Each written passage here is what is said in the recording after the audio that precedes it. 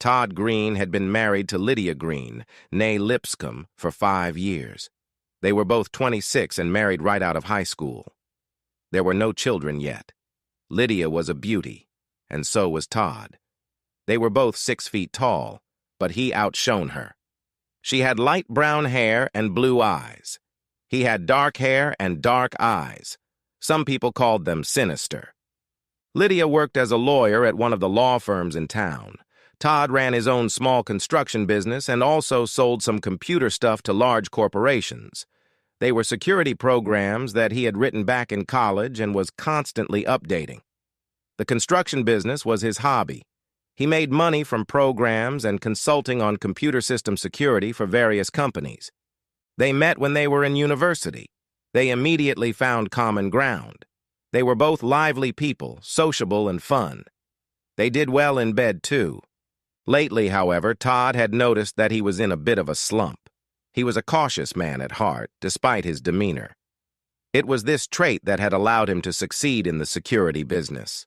Perhaps some people called him overly suspicious, but he didn't see it that way. Lydia had graduated from law school only 2 years ago. She made good money working at the firm, but the hours were long. Todd wondered what had caused their bedroom to fall apart. Perhaps the long hours. But it had always been that way since she started working at the firm.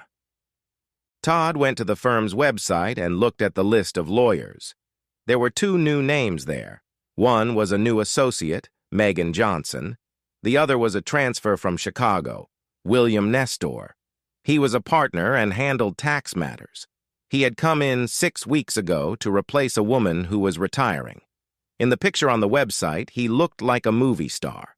Lydia had taken many tax courses in law school.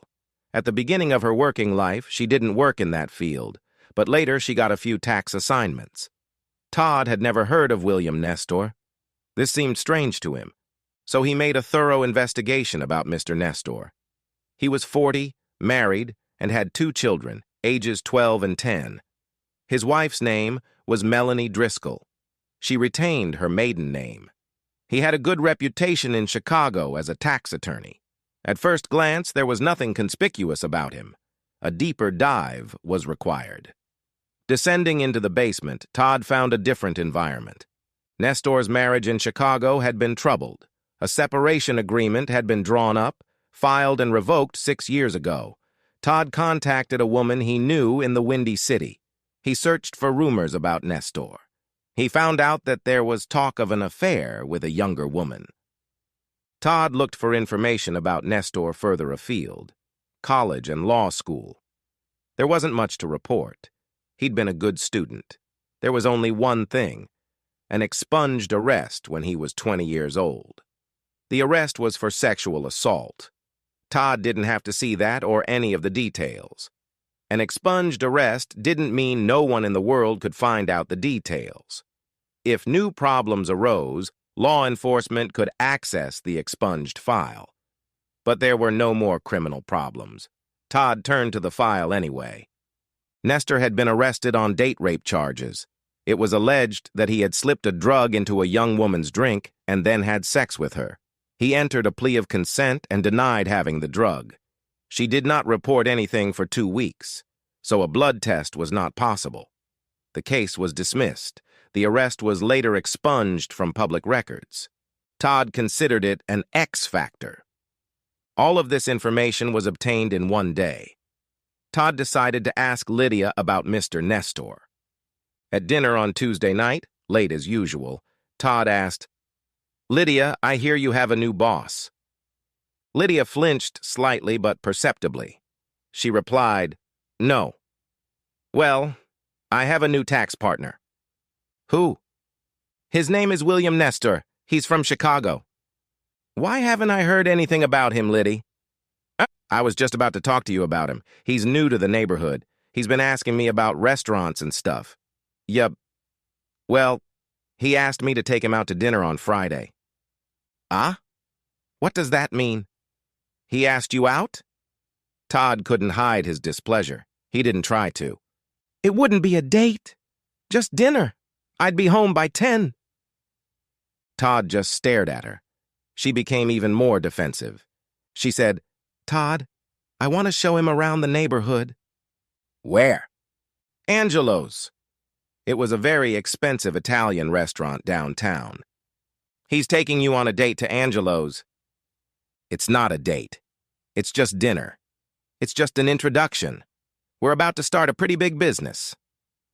Angelo's was owned by Todd's client, Herman Fishman. He had taken Lydia there several times before. The staff knew them because Herman had visited twice. Todd said, "If you go on a date with that guy at Angelo's, they'll all think you left me. And they'll probably be right, right?" "It's not a date, I told you, but I know what you mean." "You're not stupid. You've always seen it. What's wrong, huh?" "Nothing. Nothing happened. It's not a date." "Is this guy married?" "This is not a date." "So he is married. Maybe I should ask his wife if she approves." "No, Todd. I mean, I have no idea about their marriage or anything like that." "Lydia, that's a very, very bad idea. You have to call the whole thing off. Just say no." "I already said yes. He made reservations." "So? He can cancel. We can invite them, him and his wife, here for dinner that night. A real introduction." "Todd, I'm in no position to make a big deal out of this. I'm going out. I'll be home by 10. I'll just have dinner." Lydia was very excited. She had planned to tell Todd that she was leaving Friday with some friends for work.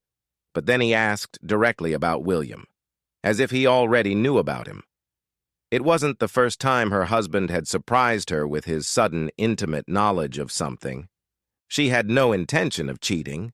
She did find William Nestor attractive. All the women in the firm found him attractive, but she had absolutely no intention of doing anything but dine. And yet she knew Todd wouldn't like it. Despite what she'd told Todd, she thought of it as a date. Kind of like a date. She wondered if William might consider it a date. She hoped he didn't, but maybe. Todd just said, "If you do that, I'll probably leave and never come back. This guy is poison, and I'm going to call his wife. I'm going to ask her about what he told her about Friday." Lydia was stunned. She knew that Todd had been a bit of a nuisance lately. She said, "You're just looking for an excuse, Todd." "For what? I mean, we need to work this out. Have you slept with him yet?" "No. God, what do you take me for?" "Perceptive." He pulled out his cell phone and dialed a number. Lydia gasped when he started the conversation by saying, "Hello, is this Melanie Driscoll?" Lydia jumped to her feet and tried to snatch the phone from him. Todd easily kept her at bay.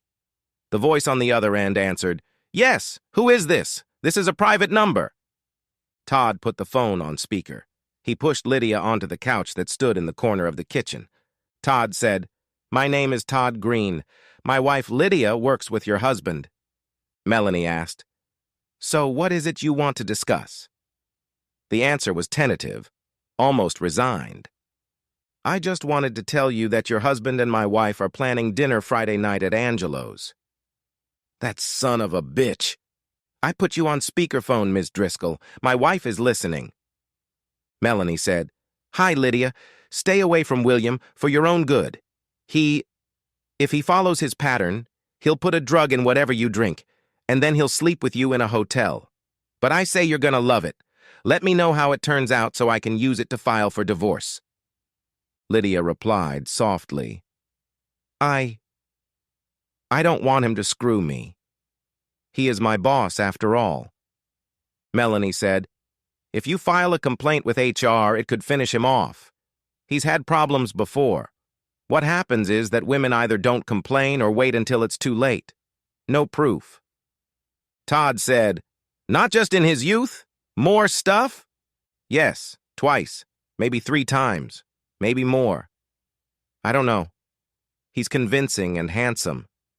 Maybe some of them don't need to be drugged. Maybe you, Lydia." "No, I would need to be drugged." "Oh, shit, Todd asked, "Is that why you moved here?" "Yeah. He's worn out his welcome in Chicago. This law firm is like the Catholic Church. They just move their problems elsewhere." Todd said, "I see. And you mentioned divorce." "Yeah. I'm at the end of my patience. We have kids. I'm hanging in there. Shit. I need to think this through. Has he slept with you yet? No. He's flirted. That's all. And then he asked you out? Well, yeah. It wasn't my idea. Not really, I mean. Todd interjected. I bet it was mutual, wasn't it? Lydia looked directly at him. She said, I'm sorry. Melanie said, I guess I should hang up now. Good luck. She disconnected. Todd stared at his wife. He didn't say anything. After a moment, she said, He was a temptation. I'm sorry about that. You know I love you. You know, if you'd kept seeing him, you'd have ended up having fun in some hotel room. Kaput for us. He spread his hands apart. She put her head down on her hands. Yeah, he's my boss. I could lose my job if I complain. I'll tell him no. I'll tell him what happened here. You've been inactive in bed lately. Not exactly illogical. Maybe. It's been, we're good. It's just the same thing. Todd was surprised. He pondered it for a moment and said nothing. Maybe she was right. Maybe she wasn't. They had different positions. But Todd's silence made Lydia nervous. She said, I still like it, Todd. You're always helping me. Todd said, What other stuff would you like to try? Oh, I'd like to maybe be tied up or maybe tie you up. She blushed. Todd stared at her. Who will tie up first? Lydia replied, Well, do you trust me? No. I didn't mean date. I mean I won't hurt you if I tie you up because I trust you. Todd asked, If I were lying naked and helpless on the bed, what would you do? Lydia felt an opening. She stood up and slowly walked over to him. He was sitting in a low chair. Towering over him, she whispered, Anything I want, tease you, make you beg, oh. To Todd, she looked a lot sexier than she had lately, but he wasn't sure. That was for sure. Still, he was getting aroused. He said, I'll think about it, Lenny. You look so sexy right now. Lydia said, Friday night, instead of a date, I'll tie you up. Now, why don't you sleep with me the old-fashioned way? She turned and moved toward the stairs, and they had sex. But it wasn't exactly the old-fashioned way. Todd followed her into the bedroom and watched her undress. She watched him with a smile on her face. This was the best thing for her. The best in a long time. And for Todd, too. As they lay next to each other afterward, Lydia said, My little story with William seems to have revitalized us both. Todd knew it was true, but he didn't want to admit it. He said, I think it's the twisted talk. Lydia smiled to herself. She really liked the idea of a helpless husband at her mercy. But she thought the suggestion of a date might have shaken her husband up, turned him into a savage, just what she wanted. They showered and fell asleep, both exhausted. The next morning, Lydia was very nervous about going to work. She assumed that William would be well aware of the phone call to his wife. She turned out to be right. As soon as she entered the office, an assistant informed her that Mr. Nestor wanted to see her. She knocked on his office door and entered when he called out that he did. She didn't know what to expect. Nestor stared at her in silence for what seemed like a very long time. He asked, What's wrong? Lydia replied, I mentioned our date or dinner with Todd. He called your wife. He was upset. How did he even know how to call her? Sometimes he can, see through walls or something. Bullshit. It's some kind of trap. That bitch set it up. No, William. I've been watching the whole thing. Todd and I may not be communicating the way we used to lately. I think he started looking for reasons. Maybe he's found you. We haven't done anything yet. William, Todd is very smart. Anyway, the date is off. I mean dinner. Why? Your husband can't object to a simple dinner. I can't believe you. I don't want a divorce. Anyway, your wife said you drugged me and raped me. William grinned. I wouldn't have to drug you. You would have gone upstairs on your own. No, not on the first date. Oh yeah, I know women like you. Maybe I should sleep with you right now across the table. He stood up.